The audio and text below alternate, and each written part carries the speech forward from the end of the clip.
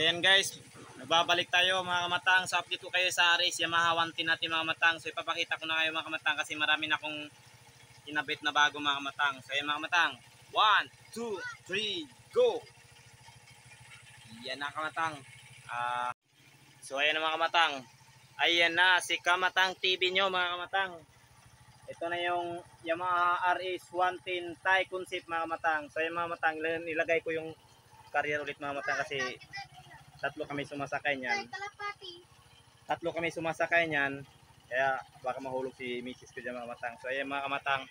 So ang binago ko dito mga kamatang, dito mga kamatang sa harap. So yung dating stock dito mga kamatang, yung shock nito kamatang, ito yung shock ng XRM 110 125 mga kamatang.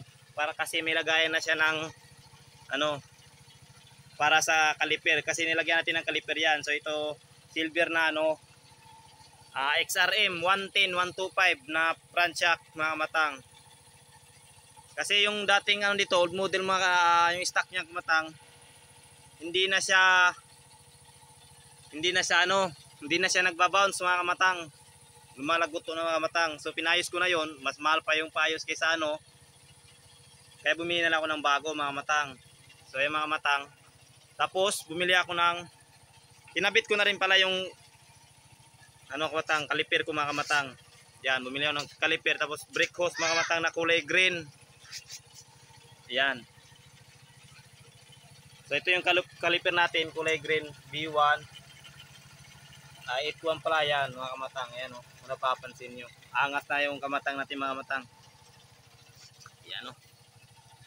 RS Yamaha 110 mga kamatang. Ito na siya ngayon. Siyempre andyan pa rin yung pintura natin. Kulay green. So ingat na mga kamatang kasi ito mga kamatang, pag nahuli tayo nito 5,000. Yan mga kamatang o. Ito na siya ngayon mga kamatang. Patay natin makina para hindi maingay. Ayan. Yan na siya. Yan na siya yung ano ngayon kamatang. RS Yamaha 110. Yan yung nilagay ko na caliper, tapos brake hose, brake fluid. Kinabit ko na yung mga kamatang kasi importante yung brake sa harap. Para safety first upon the situation. Yan, so ngayon naghuhugas sa mga kamatang. So yan mga kamatang, tanong lang kayo mga kamatang kung anong gusto nyong sa tanong sa akin sa RS Yamaha 110 natin na build na Thai concept. So yung sarap na yung ilaw na yan, ano yan? 12 XTMX 155 na yung ilaw niyan sa harap.